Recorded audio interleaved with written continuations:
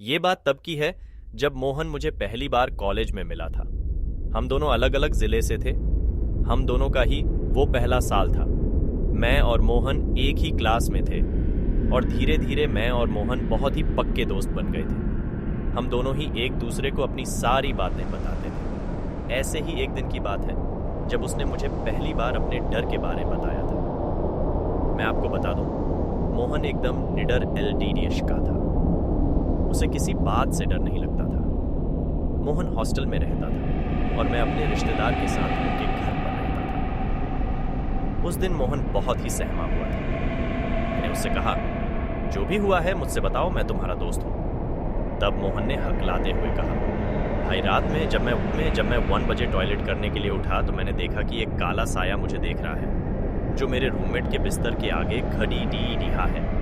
मैं उस काले साये को अंधेरे में देखने की कोशिश करने लगा और जब मैंने मोबाइल का टॉर्च जलाया तो वो साया अचानक से गायब हो गया। मुझे लगा ये मेरा भ्रम है और फिर मैं सो गया। लेकिन फिर जब मैं अगली सुबह उठा तो मैं हर रोज की तरह कॉलेज के लिए तैयार हो रहा था। तो मैंने अपने बेंच पर देखा, मेरी किताबों पर काले काले धब्बे आ गए थे।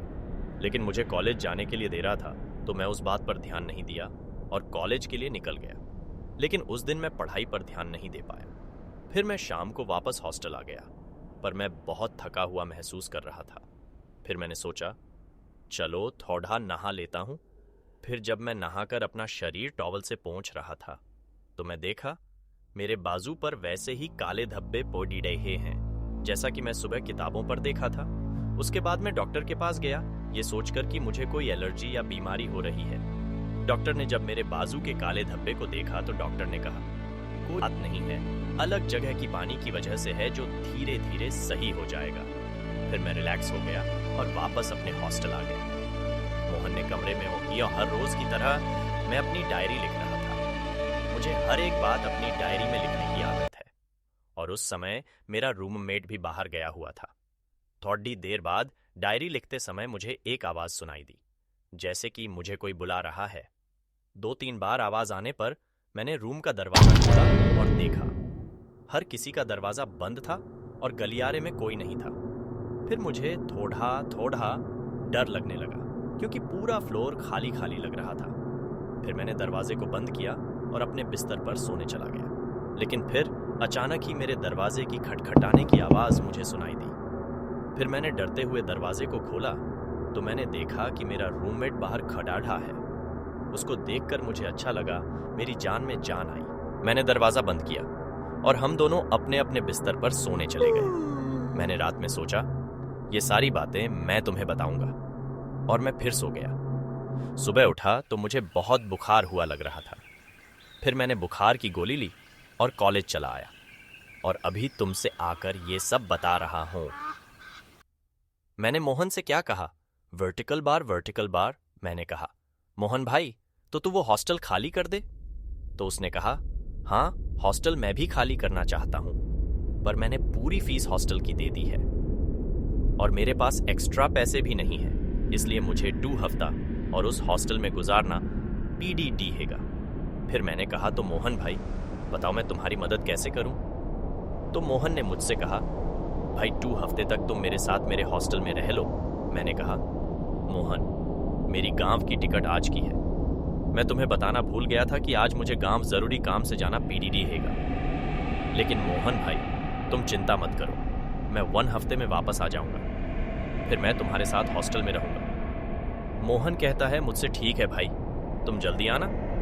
इसके बाद मैं मोहन छोड़कर अपने गांव चला गया। मेरे गांव जाने के बाद मोहन के साथ क्या हो गया, जिसका पछतावा मुझे आज तक है। 1 हफ्ते बाद जब मैं वापस कॉलेज आया तो मैंने देखा मोहन कॉलेज नहीं आया था। फिर मैंने सोचा मोहन को कॉल करता हूं। मैं कॉल किया पर उसका मोबाइल स्विच ऑन बता रहा था। मैंने नेट ऑन किया, सोचा कि उसको व्हाट्सएप पर मैसेज कर दूं। जैसे ही मैंने अपना नेट ऑन किया तो उसके कई मैसेजेस आ गए। मेरे गांव में नेटवर्क नहीं रहता, इसलिए मैंने अपना मोबाइल चेक ही नहीं किया था। ये मैसेजेस मोहन ने मुझे 4 दिन पहले किए थे और मैं आज देख रहा था। मोहन ने उसमें लिखा था कि मैंने तुम्हारे पास कई बार कॉल किया पर तुम्हारा नंबर नेटवर्क से बाहर बता रहा था, इसलिए मैं व्हाट्सएप पर मैसेज कर रहा हूं क्योंकि मुझे लग रहा है वो मुझे छोड़ देगा नहीं, मैं बच नहीं पाऊंगा। इसलिए मैंने अपनी सारी कहानी अपनी डायरी में लिख दी है और वो मैं अपने हॉस्टल के कमरे के सामने वाले बरगद के पेड़ डीएच के नीचे अपनी डायरी फेंक दिया। अगर मुझे कुछ हो जाता है तो मेरी डायरी से मेरी जिंदगी के असलियत लोगों के सामने तुम लाना। तुम मेरे भाई से भी बढ़कर हो। बस इतना ही मैसेज मोहन ने मुझे भेजा था और उसी मैसेज के अनुसार मैं उसके हॉस्टल के कमरे के सामने वाले बरगद के पेड़ डीएच के पास पहुंचा, जहां मुझे एक डायरी मिली। मैं उस डायरी को खोला तो देखा ये मोहन की ही डायरी है। मैंने देर न करते हुए डायरी उसी पेड़ डीएच के नीचे बैठकर पढ़ना शुरू कर दिया, जहां तक मोहन ने मुझे अपनी कहानी बताई थी। उसके आगे के पेज को मैंने पलटा। वहां मोहन ने लिखा था, आज मैं वापस अपने हॉस्टल में रात में आया। मैंने अपने कमरे में पहुंचकर देखा मेरा रूममेट वहां नहीं है और सारे कपड़े डाइड और सामान बिखरे पड़ी है। मुझे लगा कि मेरे बगल के रूम वालों की यह हरकत होगी। मैं बाहर गया, देखा मेरे फ्लोर पर सबके रूम में ताला लगा है। फिर मुझे लगा कि शायद ये मेरे रूममेट नहीं किया होगा। रूम के इस हालत के बारे में हॉस्टल के मैनेजर से बोलने गया और मैंने अपना रूम नंबर बताया। मैंने ये भी कहा मुझे शक है ये सब मेरे रूममेट ने किया है। मैनेजर ये रजिस्टर निकला और मेरे रूम नंबर की लिस्ट निकाली और उसने जो कहा उससे तो मेरे पैरों तले मानो धरती खिसक गई हो। क्या थी उस रहस्यमयी कमरे की सच्चाई? उन्होंने कहा तुम्हारे रूम में सिर्फ तुम रहते हो, रजिस्टर में सिर्फ तुम्हारा नाम है, उस रूम में अभी कोई और नहीं रहता। मैं कहा नहीं, वहाँ एक LADDH का मेरे साथ रहता है, उसका नाम राहुल था। तब मैनेजर ने थोड़ा सोचने के बाद बताया, राहुल नाम का LADDH का आज से 1 साल पहले उसी रूम में रहता था, जिसकी लाश एक दिन उसी कमरे में मिली। उसने चिट्ठी में लिखा था वो फेल होने की वजह से और पढ़ाई की डिप्रेशन की वजह से सुसाइड कर रहा। इतना कहकर मैनेजर अपने घर की ओर निकल जाता। मैं बहुत ज्यादा डर गया। मैं सोचा अपना सामान पैक करके यहाँ से निकल जाता हूँ, कुछ दिन कहीं भी रह लूंगा पर यहाँ नहीं रहूंगा। मोहन के साथ उस रात क्या हुआ?